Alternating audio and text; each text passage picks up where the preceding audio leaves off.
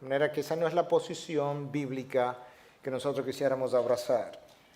Nosotros pudiéramos hacer otra cosa, que también la hemos encontrado, esta otra posición dentro de la iglesia, es ignorar el problema, como si ignorando las cosas fueran a desaparecer. Eso es lo que la iglesia muchas veces hizo también, como que ignoró esto, que estaba caminando, que estaba corriendo, y ya cuando vino a darse cuenta era muy tarde. Y ahí donde nosotros estamos, y es que lamentablemente muchos de nosotros no nos damos cuenta cómo ocurren los cambios. Los cambios son palatinos y la adaptación también. Creo que algunos de ustedes probablemente ya conocen porque es una ilustración de hace muchos años atrás, de cómo tú tomas un sapo, un experimento que se hizo, y si tú tomas el sapo y lo pones en un agua que está hirviendo, él brinca y sale inmediatamente y sobrevive. Pero si tú colocas el sapo en agua, temperatura ambiente, y le sube la temperatura al agua grado a grado, él se va adaptando al cambio de temperatura y eventualmente él muere cocinado, hervido. La sociedad hoy en día ha venido hirviendo, se ha ido calentando todos los años o cada década, y nosotros estamos hirviendo con el agua y no nos estamos dando cuenta. Y parte de la razón es que ignoramos este y muchos otros problemas, como si no estuvieran ocurriendo, no supimos cómo lucharlo y no queríamos lucharlo porque esto cuesta esfuerzo y toma riesgo, riesgo es la palabra. Y finalmente nosotros podemos tener una posición bíblica balanceada de gracia y verdad. De manera que presenta la verdad, pero no divorciada de la gracia de Dios y la esperanza que podemos encontrar en Dios. Quizás lo primero que tenemos que hacer, hablando de confusión, es poder diferenciar algunos términos o poderlos entender. El primer término es homosexual. ¿Quién es? Es alguien que practica, vive, tiene relaciones con personas del mismo sexo. La palabra lesbianismo es una palabra nueva, de hecho fue acuñada probablemente como algo oficial a partir de los años 1980. Tenía que ver con una poeta griega de nombre Safo. Dice la historia que Safo fue dejada en la isla de Lesbos, 600 años antes de Cristo, con un grupo de mujeres. Y entonces ella escribió acerca del cuidado mutuo, personal de unas con otras, y eventualmente entonces desde ahí la derivación del nombre lesbiana o lesbianismo. La palabra gay en un diccionario secular de hace 30 o 40 años va a decir algo como esto: persona que está contenta. Era lo que la palabra gay significaba, pero eso ha ido cambiando y hoy en día es un sinónimo, sobre todo en la calle, para la persona homosexual. La persona heterosexual son personas como nosotros que tenemos atracción por el sexo opuesto, pero la terminología de la calle muchas veces es straight. ¿Tú eres straight? Straight es derecho, versus gay.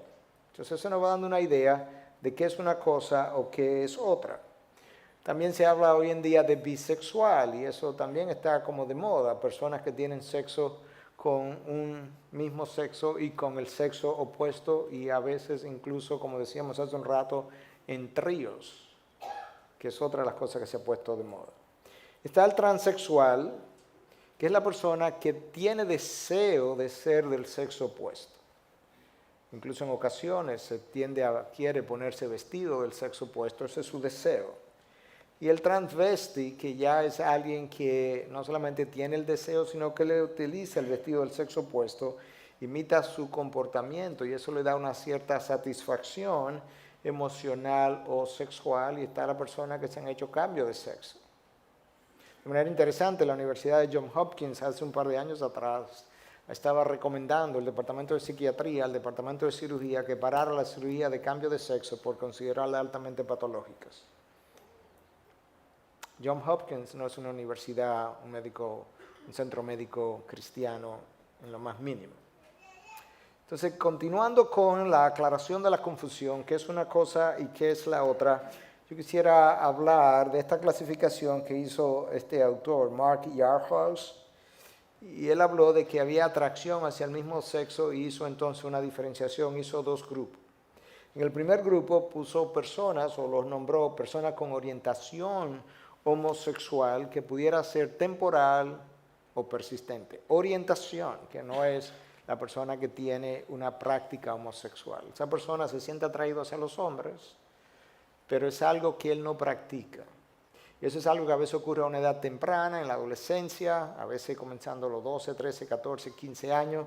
La persona que tiene una orientación y un deseo, pero no está tratando de definir finalmente qué va a hacer o no va a hacer. E incluso algunos de ellos pueden tener algunas prácticas temporales, yo conozco algunos de esos casos, por algunos meses intermitentes y jamás volver a tener algo similar y estar hoy casado. Conozco algunos con hijos y demás y ser personas morales dentro de la iglesia. O está la persona que tiene esa orientación persistente, pero que no entra en la práctica. Y finalmente el segundo grupo es la persona que se identifica abiertamente como gay. Y de ahí entonces los desfiles de orgullo gay y todo lo demás. Ya hay una identificación clara, pública, con esa otra orientación. Entonces eso nos da una idea de cómo ocurren estas cosas. Pero yo quiero, quizás, a manera de introducción, quise hacerlo hace unos minutos atrás, y me estaba pasando, ilustrar esto de la orientación sexual con un caso real de mi propia iglesia, que contaba antes de anoche a un grupo de pastores, un grupo pequeño que estuvo aquí reunido conversando con nosotros. Este joven tenía 13 años y sus padres me lo traen a consejería. La historia es que él baja a la heladería que estaba en el edificio donde sus padres o al lado, no recuerdo, vivían, pero muy cercano. Y va a comprar un helado. En la heladería él conoce a un joven de 20 y pico de años, entra en conversación con él, él lo invita a un apartamento que está también cerca del área y lo introduce a una persona de más edad, de 35 años, y el joven de 20 años desaparece. Es una historia real de mi propia iglesia. En esa tarde, ese hombre de 35 años seduce al niño y tiene relaciones sexuales con él. Ahora está en consejería con esa historia. Yo quiero entender qué pasó. Yo le digo, fulano, explícame algo. Tú entras a una heladería, conoces a una persona por primera vez. Él te introduce a otra persona a quien tú nunca había visto. Y tú tienes relaciones sexuales con alguien completamente desconocido para ti. Y tú nunca habías tenido relaciones anteriormente. ¿Qué pasó? ¿Por qué lo hiciste? Y él me dice, con una forma más o menos inocente, me dice, él me hizo sentir que yo valía algo. Y yo lo miro y le digo, oye fulano, ¿tu papá, tu mamá nunca te hicieron sentir que tú valías algo? Me dice, no. Ellos salen temprano a las 7 de la noche, a las 7 de la mañana y se aparecen 8 o 9 de la noche muchas veces y yo no valgo nada para ellos. Y él me hizo sentir bien. Es una alerta a los padres para ayudarle a entender que a veces nuestros hijos realmente no tienen tanto una orientación con el mismo sexo de manera funcional porque nacieron de esa manera. Ellos lo que tienen es una ausencia de cuidado en su hogar de parte de alguien, muchas veces de su mismo sexo. Y eso está descrito una y otra vez. Yo necesito una identificación, si soy hombre, con una figura masculina que se llama mi padre, que me sienta apoyado, me sienta afirmado, a quien yo quiera imitar en todas sus relaciones. Pero él tiene que estar ahí. Y si él no está ahí físicamente, o si él no está ahí emocionalmente, yo voy a tener consecuencias de eso. Y eso nos da a nosotros una idea de cómo comienzan muchas de estas cosas. ¿Qué está ocurriendo hoy en día? Bueno, esto viene de atrás también. En el año 1989, estos autores, Marshall Kirk y Hunter Madsen, 1987 y luego 1989, hicieron esta propuesta como una manera de promover la agenda homosexual. Los homosexuales y lesbianas deben hablar tan vocíferamente como les sea posible. Si hay algo que la historia ha enseñado es que si tú hablas de algo continuamente, eso de lo que tú hablas lucirá normal en poco tiempo. No importa lo que sea. Eso puede ser comida, como puede ser sexualidad, como puede ser este otro problema. Los homosexuales deben presentarse como víctimas y no como personas agresivas. De modo, aún en la comunidad heterosexual, nadie quiere quiere tomar responsabilidad por su conducta, porque yo soy una víctima en necesidad de ayuda. Cuando yo digo que está de moda en la comunidad, aún heterosexual, quiero decir que la idea de que yo soy una víctima es algo de nuestra generación. Hace unos años atrás, una mujer estaba manejando en esta nación y la paró un carro de policía, estaba embriagada. Y entonces el odímetro determinó que ella tenía un nivel de alcohol más alto de lo legal. Y eventualmente fue a la corte a pagar una multa. Ella declaró que ella no era culpable y la excusa fue que ella estaba sufriendo de síndrome premenstrual y el juez la declaró no culpable. ¿Tú puedes creer eso? Nosotros vivimos en una generación de la no culpabilidad. Y ahora yo soy una víctima del síndrome premenstrual, o soy una víctima de mis padres, o soy una víctima de el sistema. Y de esa misma manera estos individuos postulaban que la comunidad homosexual necesitaba presentarse como una víctima de la sociedad. Y hoy en día eso es como está. En un debate que yo estuve hace 2 o 3 años atrás en Santo Domingo con un activista homosexual, él hablaba de la discriminación y de la persecución que ellos sufrían, que nosotros no sabíamos nada de eso. Yo le recordaba que cada 2 minutos muere alguien por su fe, por la fe cristiana en el mundo. Cada 2 minutos. El grupo más perseguido de toda la historia es el grupo cristiano. Y no somos víctimas. De manera que esa historia de que nosotros somos perseguidos y somos las víctimas y nadie nos entiende, no hay un grupo más perseguido que nosotros. Si hay alguien que puede hablar de persecución, somos nosotros. Y no estamos hablando de persecución todo el tiempo. Es parte de la vida, es parte de vivir en un mundo caído y es parte de algo que no es bíblico. Para ellos ni para nosotros. De manera que eso es importante que yo lo conozca. La homosexualidad no es nueva y de hecho ha proliferado sobre todo cuando las culturas están o las civilizaciones están a punto de colapsar. En Roma proliferó, siempre existió y en Grecia también, pero proliferó antes de ellos colapsar. Y aún en culturas anteriores a esta también estuvo la homosexualidad presente. Después de Génesis 3, todo fue trastocado y no hay ningún pecado nuevo, honestamente. Lo que el nombre hace es que inventa nuevas formas de desarrollar ese pecado que ya es conocido. Entonces, las nuevas formas de pecar con el mismo pecado sí pudieran ser relativamente nuevas. Nosotros hablamos hace un momento acerca de la inmoralidad sexual de nuestros días y esa inmoralidad sexual ha contribuido enormemente a este problema. Nosotros tenemos una sociedad altamente sexualizada. Los comentarios en la radio, en la televisión frecuentemente tienen contenido sexual. Los medios de comunicación hoy en día tienen una influencia extraordinaria y el mundo está tan globalizado que esto mismo que nosotros estamos haciendo en esta mañana pudiera estar siendo transmitido a los 5 continentes, literalmente, y de esa misma manera la inmoralidad de una sociedad puede ser propagada de una manera fácil y a través de todo el globo terráqueo. Y eso es uno de nuestros problemas. Tenemos pérdida de los frenos sociales, como ya mencionamos, y tenemos una sensualización o una erotización cada vez más temprana. De hecho, en algunos estudios la edad de comienzo de las relaciones sexuales ha sido 12 y 13 años. La mayoría de las primeras relaciones sexuales, ¿usted sabe dónde ocurren?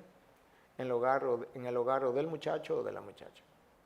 Las primeras relaciones sexuales. Ustedes, padres, tienen que estar alerta y saber qué está pasando en su hogar, porque ese es frecuentemente el lugar donde las primeras relaciones sexuales ocurren. Conozco a una persona en mi iglesia, debe tener cerca de mi edad, pertenece a mi generación, me acordaba de cómo ella fue relativamente violada, aunque ella misma admite en consejería que cuando pasó ella más o menos lo quería, en la cama de sus padres cuando tenía 14 años, un día cuando su padre no estaba. Entonces eso nos da a nosotros una idea de cuán cuidadosos nosotros tenemos que ser a la hora de criar hijos. La gente tiene los hijos y no se percata de la responsabilidad que implica tener hijos. Tener hijos no es como tener un gato o un perro, que yo simplemente lo tengo y lo saco a hacer sus necesidades. Requiere mucho más inversión que eso. Inversión de tiempo que muchas veces el hombre moderno no tiene o no quiere dar, pero nosotros tenemos que hacerlo. Déjame hablarte un poquito de qué dicen los estudios, porque esto también ha sido tergiversado y se nos dicen muchas cosas que no son ciertas. La realidad es que la población homosexual americana es probablemente menos de un 1% o quizás de un 1 a un 2% como máximo. Este estudio fue hecho en 1989 en la Universidad de Chicago, fue reportado por la Asociación Americana para el Avance de la Ciencia en 1990. Un segundo estudio, que es el estudio bueno, que es el estudio que más alto nivel o por ciento ha reportado de la homosexualidad en la población americana, habla de que un 2.8 entre los hombres y 1.4 en la población femenina. Eso fue reportado por el National Health and Social Life Survey en este país. De manera que la incidencia de homosexualidad no es de un 10% como originalmente se planteó, porque eso fue basado en un estudio completamente errático y tergiversado, como lo vamos a mostrar.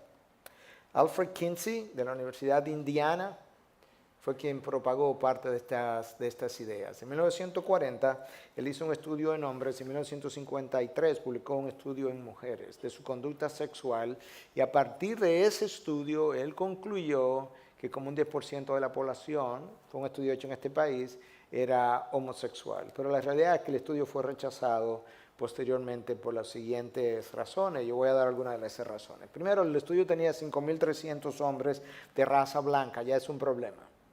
Porque tú no puedes hacer ningún estudio conclusivo con una sola raza, tú tienes que hacerlo interracial para ver en la población interracial cuál es el porciento. De manera que ya había un problema. Entre esos 5.300 sujetos habían varios cientos de prostitutos masculinos prisioneros por ofensas sexuales. Ya la muestra está prejuiciada, porque la población general no son prostitutos masculinos y no están en cárceles por violaciones y ofensas sexuales. Entre la muestra habían 317 niños que habían sido abusados. Eso tampoco corresponde a una muestra objetiva. Y entonces en 1946, cuando él estaba haciendo este estudio, entrevistó a 1.400 prisioneros por violaciones sexuales. Bueno, la mayoría de la población tomada a propósito con la idea de probar algo, y por tanto la muestra está mal tomada. ¿Cuántos de esos 1.400 prisioneros por violaciones sexuales fueron parte de este estudio? Hasta el día de hoy nadie sabe cuántos de ellos, pero ellos fueron entrevistados con este propósito. El estudio fue rechazado entonces, y su rechazo fue publicado en el New York Times. El 11 de diciembre del año 1949 salió la publicación. W. Allen Wallace, presidente del Comité de Estadística de la Universidad de Chicago, dijo que Kinsey violó 4 de los 6 aspectos más importantes de la investigación estadística. Esto no es un análisis ni una conclusión cristiana, esto es una universidad secular, un director de un departamento de estadística examinando el estudio y diciendo, este estudio está en violación de 4 de los 6 principios fundamentales. Y uno de esos principios es que tu muestra tiene que ser representativa. Tiene que ser representativa en número, tiene que ser representativa de las razas que existen, tiene que ser representativa de las edades que existen, y no pueden estar tomadas de manera significativa de grupos especializados como prisioneros o, en mi caso, diabéticos, por ejemplo, o pacientes con cáncer. No, yo tengo que hacer un estudio de lo que la población general es, y ese estudio no cumplió con eso. Voy a hablar un poquito de la causa de la homosexualidad, pero ahora, en este tiempo, yo no voy a hablar del problema conductual, que es lo que genera estos patrones de conducta, sino de algunas de las cosas que se han dicho que son causa de la homosexualidad. ¿Es esto es algo biológico? ¿Es esto una enfermedad o esto es algo conductual? Biológico no es, enfermedad no es, y lo vamos a tratar de demostrar médicamente en estos momentos. Sí es un problema conductual, del cual vamos a hablar un poquito más adelante. Mira lo que dijo la Asociación de Psiquiatría Americana en mayo del año 2000. Actualmente hay un renovado interés en buscar etiologías biológicas para la homosexualidad. Sin embargo, a la fecha, no hay estudios científicos replicados que soporten una etiología o causa biológica específica para la homosexualidad. Y todavía 13 años después no acaban de aparecer. No hay una etiología, no hay una causa biológica. Nota cómo esto que dice la Asociación de Psiquiatría dice estudios replicados. La razón por la que esa palabra es importante es porque yo puedo publicar un estudio hoy diciendo que demostré algo, y la manera de comprobar eso es que otro investigador, y probablemente más de uno, en otro centro, en otro lugar, pueda hacer un estudio similar con la misma metodología que yo usé y llegar a la misma conclusión. Si eso no se da, el estudio no es válido, porque yo puedo haber prejuiciado el estudio en la muestra o a lo largo del camino, y por eso el estudio tiene que ser replicable, o si no es rechazado. El doctor Neil Whitehead, profesor de antropología de la Universidad de Wisconsin, dice, la ciencia no ha descubierto en el ser humano ninguna conducta dictada por los genes. No hay un gen para la homosexualidad. No lo hay. Sin embargo, hoy en día en la sociedad y en muchas de las universidades, esta mentira está siendo enseñada. De la misma manera que en el pasado, muchos años atrás, cierto, se enseñó que la Tierra era el centro del universo, el centro del sistema solar. Y eso te da una idea de cómo muchas veces mentiras son propagadas por años, por décadas, como buenas y válidas, cuando en realidad no hay un solo estudio que haya mostrado tal cosa. El doctor Joel Gallner, de la Universidad de Yale, dice, una y otra vez, los científicos hablan de que ciertos genes en particular o ciertas porciones de los cromosomas están asociados a ciertas conductas para luego tener que retirar sus declaraciones porque estos hallazgos no han podido ser reproducidos. Ahí está la palabra. Si tú no puedes reproducir el hallazgo, tú no has probado nada. Tienes que tener un estudio que otro pueda reproducir de manera independiente a mí. Y estos son gente que no están escribiendo necesariamente desde un ángulo cristiano, sino en universidades seculares dedicadas a la investigación. El doctor William Boyne y Bruce Parson publicaron en Archivos de Psiquiatría General la siguiente conclusión. No hay evidencia de que la homosexualidad sea un asunto biológico. Ahorita vamos a mostrar de dónde salió la idea de que esto era un asunto biológico. Hace unos años atrás se habló de un marcador Q28 en uno de los cromosomas. El ser humano tiene 23 cromosomas, 23 pares de cromosomas para un total de 46. Y se habló entonces de que el ser humano tenía en uno de esos cromosomas un marcador llamado Q28 que era determinante de la homosexualidad. Eso fue publicado originalmente en la revista Science. Esa revista es una de las revistas de ciencia de mayor peso en este país. Y fue publicado por el doctor Dean Hammer del Instituto Nacional de Cáncer. El problema es que ese estudio jamás ha podido ser duplicado. Y en la misma revista, en el año 1999, 6 años después, dos investigadores de dos centros distintos, el doctor George Rice de Western Ontario University y el doctor George Ebers de Stanford University, uno en Canadá y uno aquí en Estados Unidos, publicaron otro artículo en la misma revista 6 años después diciendo que el marcador Q28 era mentira, que eso no existía en los cromosomas. Y al día de hoy nadie ha podido demostrar que esto es un marcador, que hay un marcador biológico para la homosexualidad, y sin embargo se sigue oyendo, se sigue escribiendo en las revistas que la gente lee frecuentemente, encuentra que esto es un asunto biológico. Mira este estudio hecho por Simon Levi, publicado en la revista Ciencia, de nuevo, una revista de peso. Él examinó 19 hombres homosexuales, autopsias de 19 hombres homosexuales, 16 heterosexuales. Y entonces él dijo que él había podido encontrar ciertas células cerebrales más pequeñas en los homosexuales. El estudio fue rechazado por varias razones. En primer lugar, tú no puedes probar nada con 19 personas. Tú necesitas cientos de personas para hacer cualquier estudio. Y en algunos casos, miles de personas. De manera que ese estudio no prueba absolutamente nada. Pero la crítica mayor tenía que ver con que en esos mismos individuos, en esas mismas autopsias, 3 personas heterosexuales tenían células más pequeñas de lo que se hubiese podido esperar. Y 3 homosexuales tenían células más grandes, lo cual nos dice que aún en el mismo estudio tú no podías concluir. Tiene 19 pacientes, 16 tienen células más pequeñas, pero hay 3 que son homosexuales que tienen células más grandes. Y hay 3 que son heterosexuales que tienen esa misma célula más pequeñas. De manera que el estudio fue rechazado y el marcador Q28 jamás se ha vuelto a hablar de ello. Levi, que fue el autor del estudio, admitió que él fue llevado a buscar la causa, la raíz fisiológica de la homosexualidad después que su compañero murió de SIDA.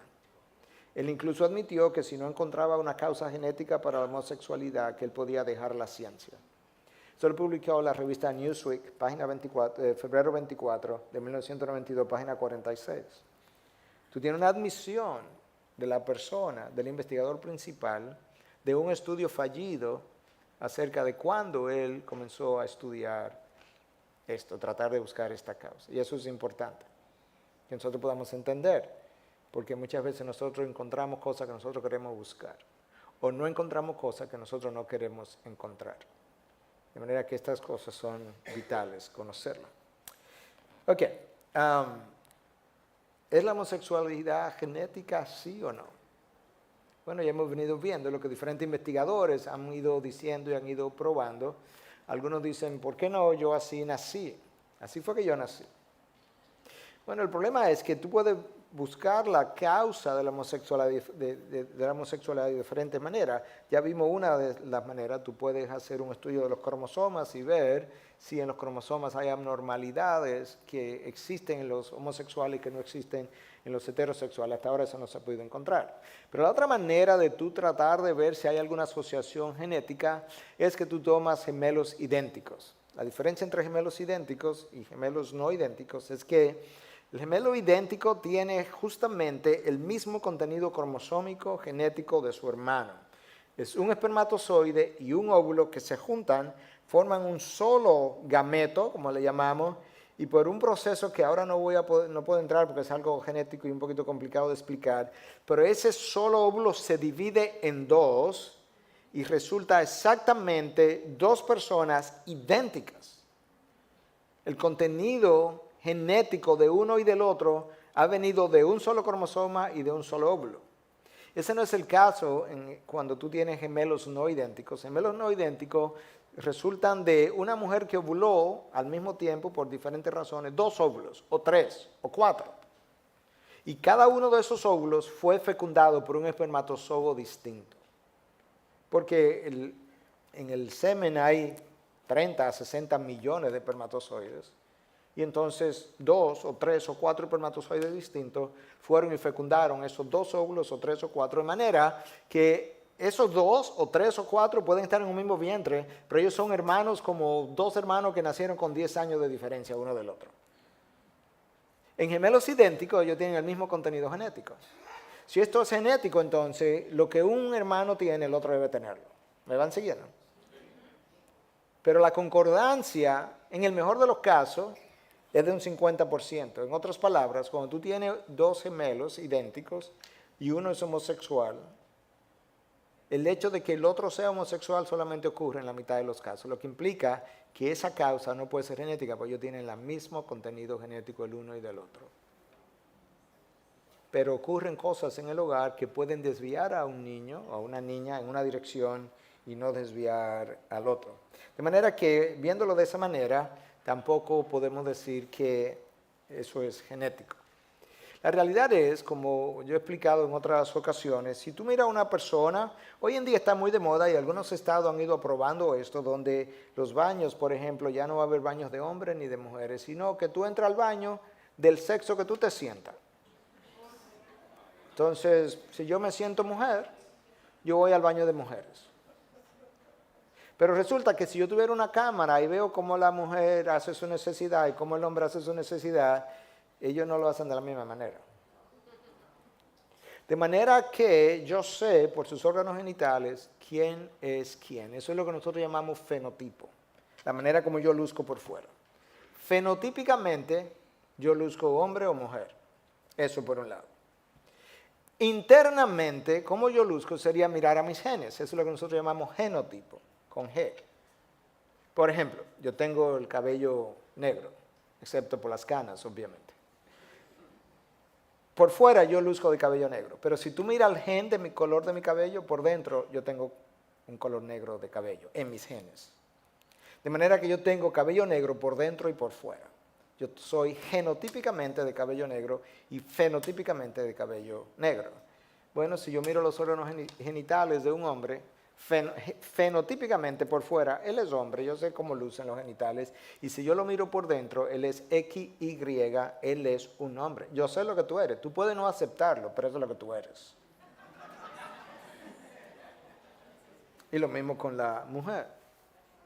Nosotros sabemos que esto no es natural, lo sabemos de diferentes maneras. Imaginémonos relaciones homosexuales, ¿cómo se reproduciría la raza? La raza terminaría la reproducción. En un debate en una ocasión yo puntualizaba esto a esta persona activista homosexual Él me decía, bueno, ya nosotros aprendimos cómo tener hijos, como usted conoce cómo se hace hoy en día, ¿verdad? Por adopción o comprando un vientre o rentando un vientre de una mujer. Y él decía, el problema es que para tener hijos tienes que cogerle prestado al diseño original. No lo puede hacer por diseño de otra manera. Esto no es normal, nosotros lo sabemos porque cuando tú tienes a dos personas del mismo sexo, pensemos en dos hombres, pero digo igual con la mujer, pero vamos a hablar de dos hombres. ¿Cuál es su órgano receptor de este otro hombre? El órgano receptor que es usado es un órgano de defecación, es un órgano altamente contaminado, es un órgano con fibra que están hechas para funcionar hacia afuera, porque es un órgano de excreción, no para funcionar hacia adentro, y por tanto es un órgano, el ano, que frecuentemente se lacera en esas relaciones, y el 25% de los homosexuales terminan con incontinencia anal, porque no está hecho para eso. La razón por la que se lacera es porque el número de células que lo cubre, el epitelio, es sumamente fino, es solamente una capa de células que lo cubre, pero el número de células y el epitelio que cubre la vagina son múltiples capas estratificadas de células, sumamente resistente a la fricción, porque para eso fue diseñado. De manera que nosotros sabemos por diseño, esto tiene consecuencias médicas, porque es contra natura. Y yo tengo que observar las consecuencias de aquello que no funciona de manera normal. Tú puedes decir, bueno, pero funciona para la sexualidad, pero es anormal. Tú puedes coger un martillo y flojar una tuerca, martillazo, pero la va a dañar. O tú puedes coger un alicate y clavar un clavo en la pared, pero probablemente se tuerza el clavo, porque no está hecho para eso. O sea, diseño es importante. Y de ahí que cuando se habla, por ejemplo, de argumento en favor de la existencia de Dios, se habla del argumento de diseño, teleológico. Teleo es propósito, fin. En otras palabras, el diseño, cada cosa diseñada, cada cosa que aparece en la creación, tiene un propósito específico para el cual Dios lo creó. Para que podamos verlo, antes de llegar al cuerpo humano, si tú miras la luna está a una distancia de la Tierra que no es arbitraria. Si tú acercas la luna, poco, menos de 1 o 2% de su distancia a la Tierra, no pudiéramos vivir porque las mareas cubrirían el globo terráqueo de agua. La luna está justamente en el lugar donde está para que la Tierra tenga un ángulo de 23 grados de inclinación que permite la primavera, verano, otoño, invierno, donde nosotros podamos vivir con un clima más o menos moderado.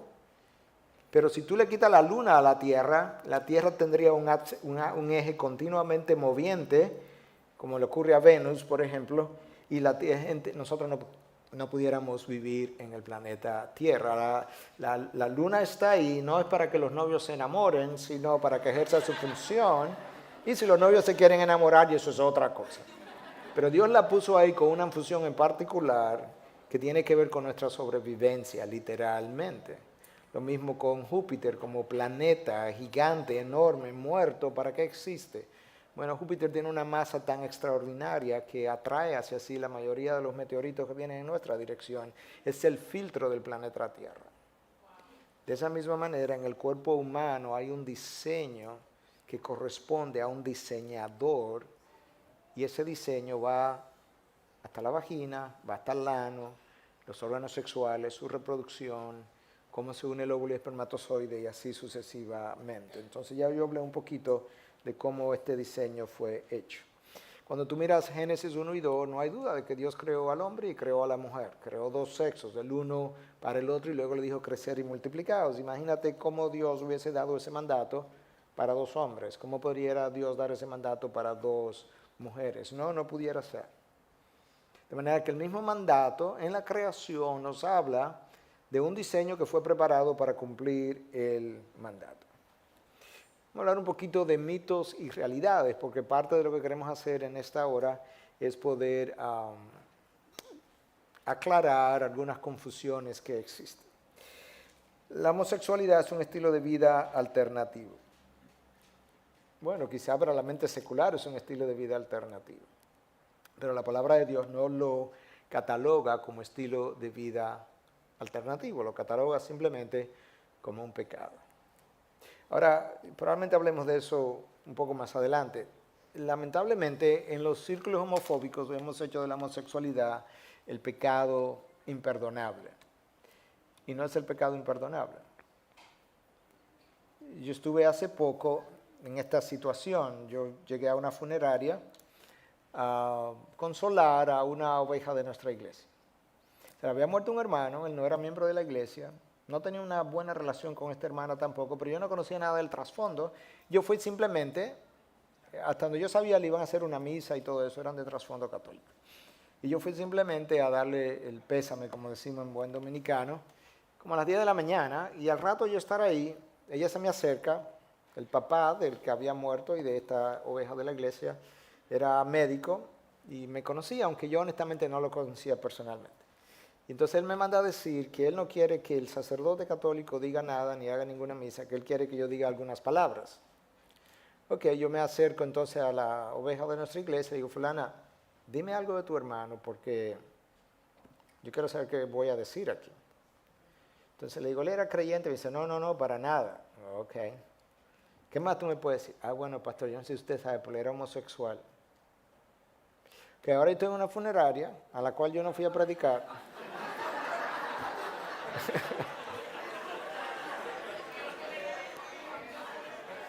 A hablar en el funeral de alguien homosexual. Yo dije, bueno, ok, está bien. Yo decidí, abrí el libro de Eclesiastés, que yo iba a hablar del propósito de la vida, el significado de la vida, y cómo gente que no tiene propósito, que no tiene significado, que no siente que la vida tiene valor, cómo trata de encontrar significado, propósito y valor en su vida de diferentes maneras. Y hablé de que algunos se van por el área de la academia y hacen un nombre para sí mismos, otros se van por el área de hacer dinero, otros se van por el área de diferentes cosas, y otros se van por el área del placer, para ir conectando con... Entonces digo, fulano, él estaba atrás del cadáver, yo no lo conocí. Pero cuando yo estaba ahí esperando, comenzaron a llegar sus amigos y yo sabía con qué grupo yo estaba, con qué grupo tenía de frente. Decía, pero fulano, a quien yo no conocí, necesitaba exactamente lo mismo que yo necesito para entrar al reino de los cielos. Es arrepentimiento y de un Salvador. Entonces ahí yo encontré el punto de conexión, de que realmente este es un pecado, pero este no es el pecado imperdonable. Y este pecado puede tener redención a través de la misma manera que yo puedo tener redención. Y yo necesito conocer eso. Bueno, Levítico 18:22 dice, no te acostarás con varón como los que se acuestan con mujer, es una abominación. Dios ha revelado eso. Ahora, yo creo que usted entiende que este no es el versículo en que usted va a comenzar a hablarle a una persona que está en este estilo de vida. Nosotros tenemos que ser sensibles como Cristo fue sensible. Cristo no llega al pozo y cuando se encuentra con la mujer samaritana dice, ajá, así te quería encontrar. Tú que tienes 5 mujeres, tú que has tenido 5 maridos y el que tiene no es tu marido. No, él no comienza. Él comienza con una conversación común y corriente. Y luego cuando la mujer le dice que no tiene marido, él no le dice, mira, mentirosa, tú has tenido... No. Él le dice, bien has dicho, tú has hablado verdad. Porque tú has tenido 5 y el que tiene no es tu marido. Gracia y verdad. Nosotros tenemos que hacer eso. Incluso tenemos que tratarlos con mucho respeto. Ellos tienen la imagen de Dios en ellos. Cada ser humano es portador de la imagen de Dios. De manera que ellos necesitan ser respetados. Yo necesito hablar con respeto. En ocasiones, en alguno de estas charlas y demás, se hacen algunos chistes que no son de buen tono, de buen ánimo.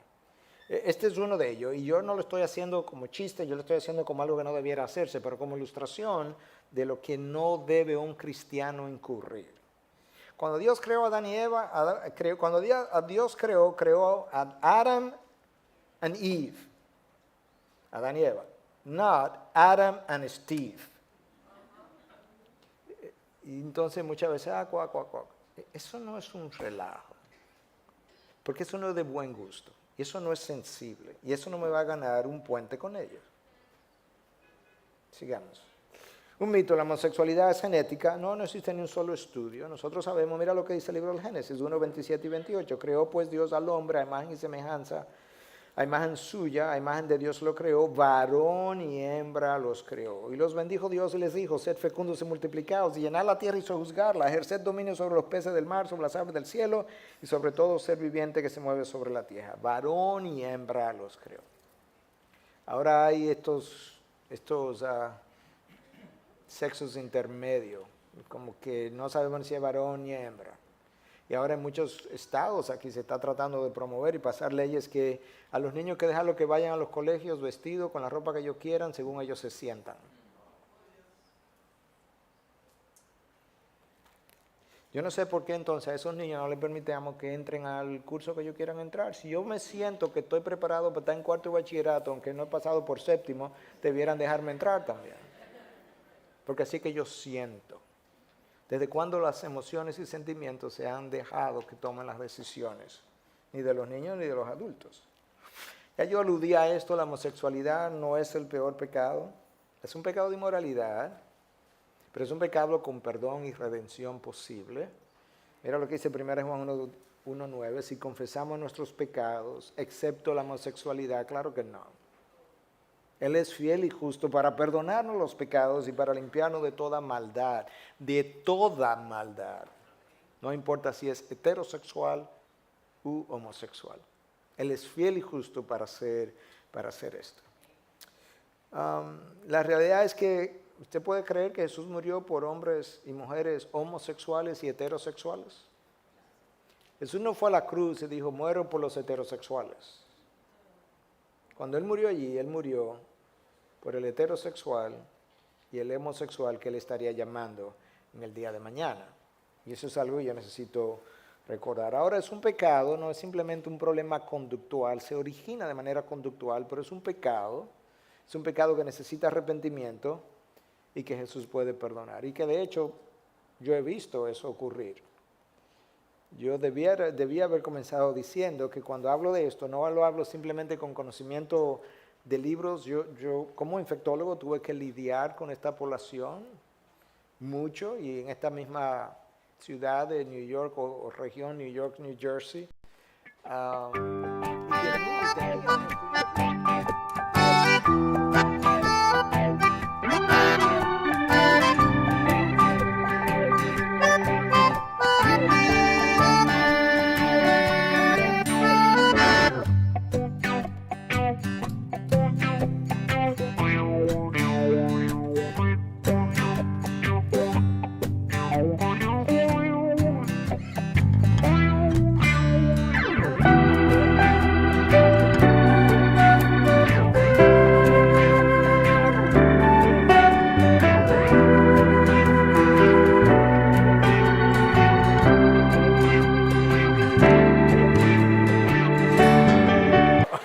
A otros no le pasan, dice. Y yo prediqué la palabra en un púlpito católico. ¿Usted se atrevería a predicar la palabra en un púlpito católico? Es el enfermo que necesita el médico. Bueno, son oportunidades que Dios nos brinda para poder hacer esas cosas. Proverbios 28:13, el que encubre su pecado no prosperará, mas el que los confiesa y los abandona, yo mencioné esto ya, los hallará misericordia. Todo pecado, uno u otro. Pero recuerde que a la gente, en inglés lo dicen de esta manera y luego lo traduzco, people don't care how much you know until they know how much you care. A la gente no le importa cuánto tú sabes hasta que ellos no sepan cuánto ellos te importan a ti. De manera que declararle a la gente verdad y darle por la cabeza, con el cubo del agua, con la verdad, no es lo que la gente quiere necesariamente saber. Ellos tienen que saber primero que ellos te importan. Y después que ellos te importen, que ellos sepan que ellos te importan, ellos van a estar dispuestos a escucharte. Pero no hasta ese entonces. La mujer samaritana, de alguna manera, se percató que ella le importaba a Cristo. Y ahora ella estaba dispuesta a escucharla. Y nosotros necesitamos ser así de sensibles, pero no podemos esconder la verdad tampoco. Este es otro mito, es imposible dejar de ser homosexual. Y la realidad es que el cambio es posible. La palabra lo atestigua, y luego yo voy a mencionar algo reciente que el mismo John Piper citó en uno de sus tweets recientemente. Mira lo que dice Pablo a los Corintios en 1 Corintios 6, 9 al 11. ¿O no sabéis que los injustos no heredan el reino de Dios? No os dejéis engañar, ni los inmorales, ni los idólatras, ni los adúlteros, ni los afeminados, ni los homosexuales, ni los ladrones, ni los avaros, ni los borrachos, ni los difamadores, ni los estafadores heredarán el reino de Dios.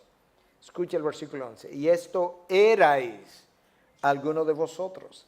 Pero fuisteis lavados, fuisteis santificados, pero fuisteis justificados en el nombre del Señor Jesucristo y en el Espíritu de nuestro Dios. ¿Quiénes fueron lavados y santificados? Algunos inmorales, algunos idólatras, algunos adúlteros, algunos afeminados, algunos homosexuales, algunos ladrones, algunos avaros, y algunos borrachos, algunos difamadores y algunos estafadores. Lo interesante es que a ellos lo pusieron en el mismo grupo con todos los demás. Pablo nos dice, o Dios a través de Pablo, que aquí hay un grupo de idólatras y ladrones y avaros, y luego habla de un grupo distinto. Donde están los adúlteros, ahí están los homosexuales.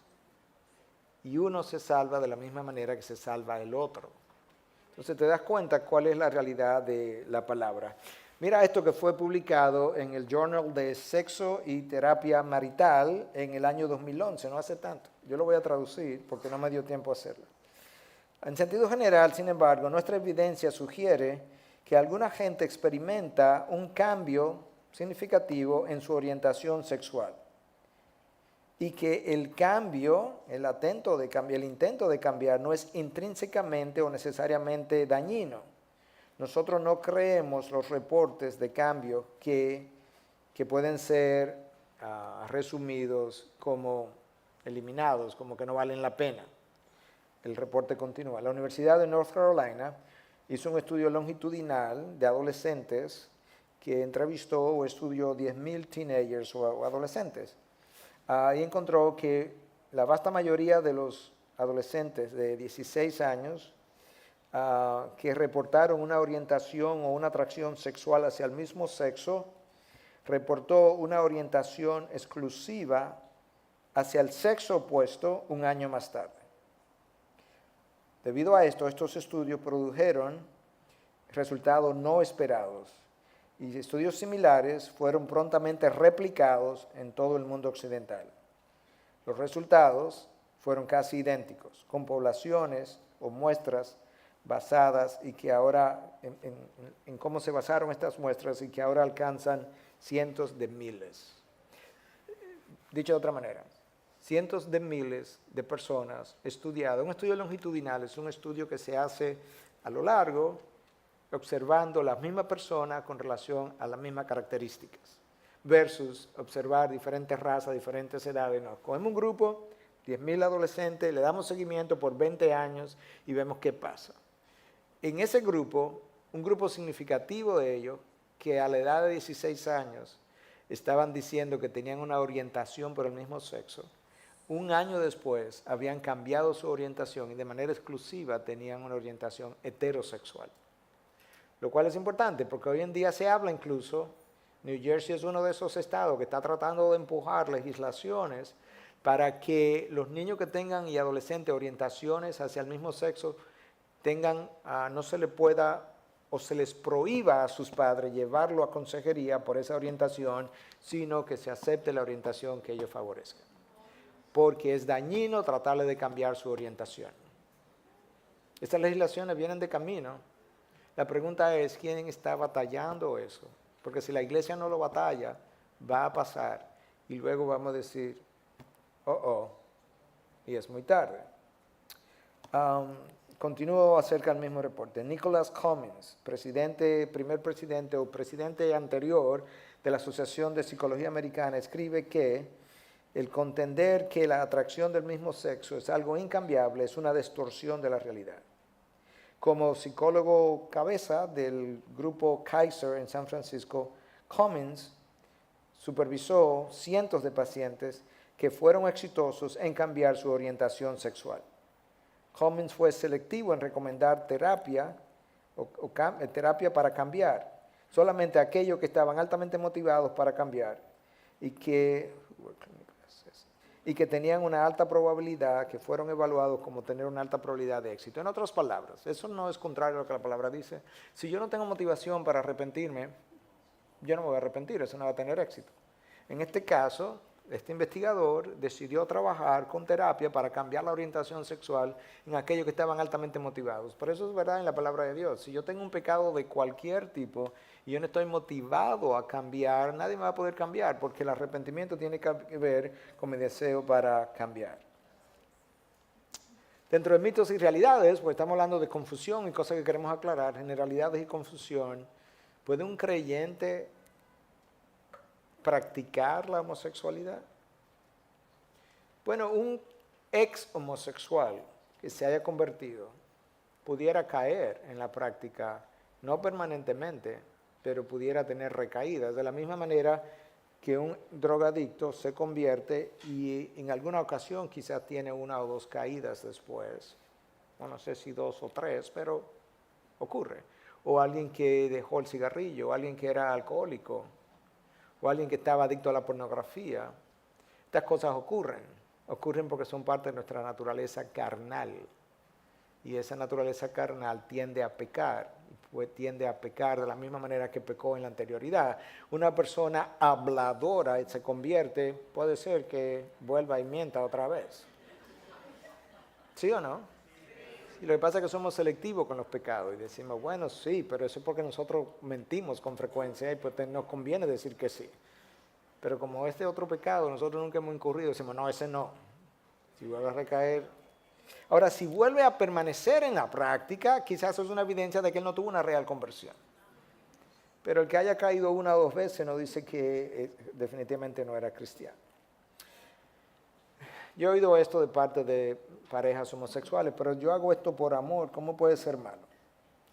Bueno, el problema es que depende de cómo yo defina el amor. Y el amor se supone que no le hace daño al otro y piensa en el otro antes que yo. Y no es simplemente que yo tengo este deseo, yo tengo esta inclinación, sino que yo tengo que pensar en el otro primero. Y si fuéramos a usar el amor como la manera de nosotros definir lo que puedo y no puedo hacer, la pregunta es, ¿quién va a definir ese amor? ¿Lo voy a definir yo? ¿Lo va a definir Billy Graham? ¿Lo va a definir el Papa? ¿Lo van a definir los drogadictos? ¿Lo van a definir los homosexuales? ¿Quién va a definir el amor? ¿O lo va a definir Dios? Y la manera como Dios define su amor no es un amor despegado de su verdad, es un amor conectado a la verdad. Dios ama a través de su verdad. Otras ideas distorsionadas, la homosexualidad no es normal, como ya venimos explicando. Si no puedo cambiar es porque Dios me hizo así, es una idea distorsionada. Porque el pecador, nosotros, antes de venir a Cristo, pudimos haber dicho, bueno, Dios me hizo pecador, entonces ya no puedo cambiar. Dios me hizo pornográfico, de manera que no puedo cambiar. Dios me hizo hablador, de manera que no puedo cambiar. De hecho, mira, el Salmo 139 dice que en el vientre me entretejió Jesús y cuando yo salía yo era hablador y pecaminoso, de manera que Él me hizo así. No, Él me hizo como Adán. Cuando Adán pecó, Adán y Eva me hicieron así, en su caída. Lo correcto es vivir conforme a mis deseos naturales. Dicen algunos, dicen muchos. Bueno, pues si es así, hay gente que le gusta matar, gente que le gusta usar drogas. Debiéramos entonces aprobar eso, porque ese es mi deseo natural. En una ocasión, no recuerdo cuál fue el sacerdote jesuita que estuvo en un debate con un ateo, estoy tratando de recordar los nombres, no creo que fue con David Hume, creo que fue otro, pero el punto es que ellos estuvieron en el debate y entonces el sacerdote jesuita le está preguntando a este ateo que basado en qué él tomaría las decisiones. Basado en qué parámetros él tomaría decisiones como malo o bueno. Y el ateo decía, en sentimientos, ¿qué más? Y Ravi Zachariah, comentando acerca de ese debate, decía, a mí me hubiese gustado estar ahí para preguntarle y decirle, mira, en algunas culturas aman al prójimo y a sus vecinos, en otras se los comen. ¿Tú tienes alguna preferencia? ¿Te das cuenta por qué no podemos hablar de sentimientos y de emociones? Otras veces se ha dicho que en Cristo no hay varón ni mujer, dice la comunidad homosexual. No hay varón ni mujer, sí, pero Cristo no está hablando de sexualidad cuando dijo eso. Está hablando de igualdad, dignidad de la vida, dignidad de la imagen de Dios en el uno y en el otro. De eso que le está hablando, precisamente por la manera irrespetuosa como se trataba a la mujer en la época en que estas cosas se escribieron y como hoy se sigue haciendo. Gálatas 3:28, no hay judío ni griego, no hay esclavo ni libre, no hay hombre ni mujer, porque todos sois unos en Cristo. Sí, pero eso no es con relación a las relaciones sexuales. Eso es con relación a nuestra igualdad, de nuevo, ante Cristo, en Cristo, y la dignidad que cada uno de nosotros tiene. Mire esta definición del amor, ya que estamos hablando precisamente de que es basado en amor que yo estoy teniendo esta relación homosexual, dicen algunos, pero mira cómo Dios describe el amor. El amor es paciente, es bondadoso, no tiene envidia, no es jactancioso, no es arrogante, no se porta indecorosamente, no busca lo suyo, no busca su placer, no busca su satisfacción. No se irrita, no toma en cuenta el mal recibido, no se regocija en la injusticia, sino que se alegra con la verdad. Todo lo sufre, todo lo cree, todo lo espera, todo lo soporta. Esas no son definiciones emocionales o sentimentales del amor, son definiciones objetivas basadas en la palabra de Dios, y de esa misma manera tenemos que juzgar todas las relaciones, homosexuales y heterosexuales. De hecho, esa misma definición de amor, si la aplicamos a muchos matrimonios heterosexuales, tampoco existe. En muchos matrimonios heterosexuales, el hombre quiere lo que quiere y la mujer quiere lo que quiere. Y hacen demandas conforme a lo que cada uno de ellos quiere y no conforme a la necesidad del otro. Entonces, esa es la razón por la que no podemos dejar el amor para ser definido en términos emocionales, porque Dios no nos dejó el amor para ser definido de esa manera. Dios no nos dejó a la deriva, sin un ancla donde nosotros podamos estabilizar nuestro curso, sino que nos dio una palabra para que nos sirva de ancla, donde yo pueda pararme y saber qué tengo, qué no tengo, qué defino, qué no creo, qué creo. Y de ahí entonces que a la hora de definir el amor tenemos que verlo de esa manera. Me voy a detener ahí porque tenía más o menos una hora y yo creo que estamos justo llegando a la hora para esta parte de la charla. Y eso es lo que queríamos hacer. Queríamos dar algunas generalidades médicas, ver algunas cosas que se han dicho de la genética, ver algunas cosas que pudieran aclarar ciertas confusiones, para entonces en la tarde poder tener un par de otras secciones que nos ayuden a entender todo esto que tenemos con relación a la homosexualidad. Pastor, voy a detenerme y usted nos dirá que continúa a partir de aquí.